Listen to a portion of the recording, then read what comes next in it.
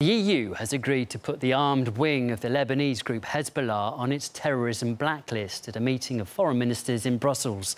London insisted on sanctions after blaming the group for last year's attack on a bus carrying Israelis in Bulgaria. European leaders are also concerned by Hezbollah's role in the Syrian conflict, where it's fighting alongside government troops against rebels. Well, for more on this, I'm joined now live from Beirut by Dr. Franklin Lamb, who's an international lawyer and political analyst. Thank you very much for coming on to RT this evening. Firstly, what do you think is the motive behind this? Why are the European governments labelling Hezbollah a terrorist organisation? Well, there's two motives. The fundamental or the immediate motive that changed the situation from last Thursday, when the British and the Americans leading this cause lacked 8 votes. So what happened between Thursday and Monday morning to make the immediate cause of the EU acting? What happened were dozens and dozens of phone calls, according to congressional sources this afternoon, from Washington to European foreign ministries. And the message was this.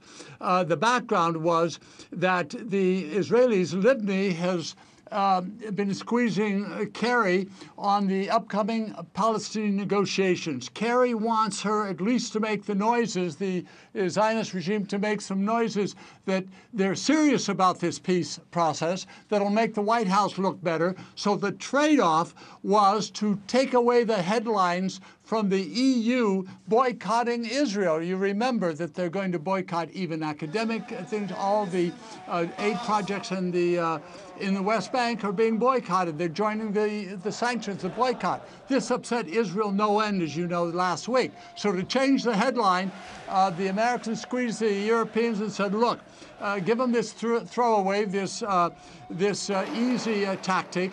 Go ahead and line up for votes, and they squeezed them. The Americans squeezed the Europeans to give them this vote. The vote is symbolic. It doesn't have a great deal of significance other than public relations. And of course, in that respect, it's important. But as you noted, I think there are 2 exclusions. They're still going to allow dialogue with Hezbollah's political department, just not their military wing. Well, that's nothing new. How many European countries has been talking to the Hezbollah military wing? They're very secret. They don't talk to anybody much. So that's no change. The other thing is that the EU has pledged that it's not going to affect the government of Lebanon, but that raises very interesting questions for, among others, lawyers.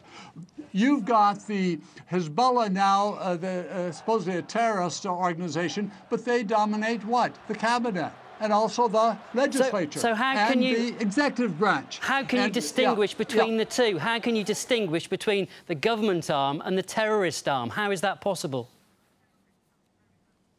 Well, you can't, and that's the point.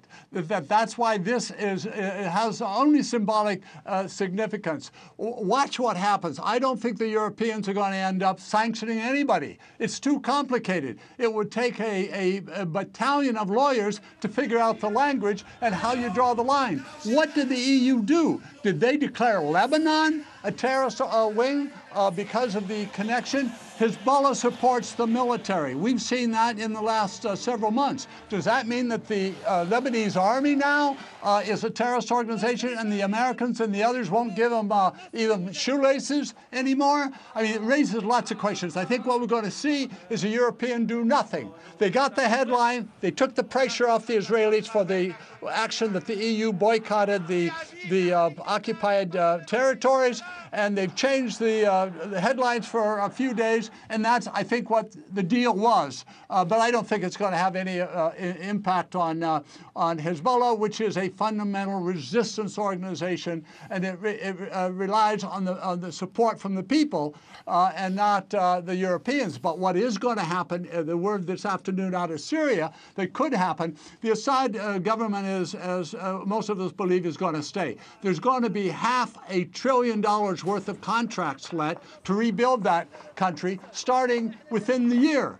Guess who the first 28 countries are going to be lined up to get aid? Let's see what happens with some of that. So they may well, let me just pick you up on that. Especially, yeah. Are you saying that the EU has got more to gain than lose by severing its contacts now with Lebanon and effectively Hezbollah? Are you saying there's a financial motive for this? No, the opposite. They have every reason, and I think they will, to have good relations with Lebanon and also Syria. Syria is going to hand out some major contracts, and if they've, as the EU has now condemned Hezbollah as a terrorist organization, or at least it's a military wing, and it's almost impossible to distinguish one from the other, the Europeans may not get some of those contracts, and the price to get those contracts, I think, is to make sure that they don't do anything. And very quickly, don't sanction any banks, that they don't really, yeah. What will be the reaction from Hezbollah, just quickly? My reaction is it was a feel-good operation to please the Israelis in the White House, and that's about it. We're not going to see much consequence coming out of it. Their heart wasn't in it, but they caved to UK and American pressure. OK, thank you. We have run out of time. Thank you, there. That's Dr. Franklin Lamb, an international lawyer and political analyst. Thank you.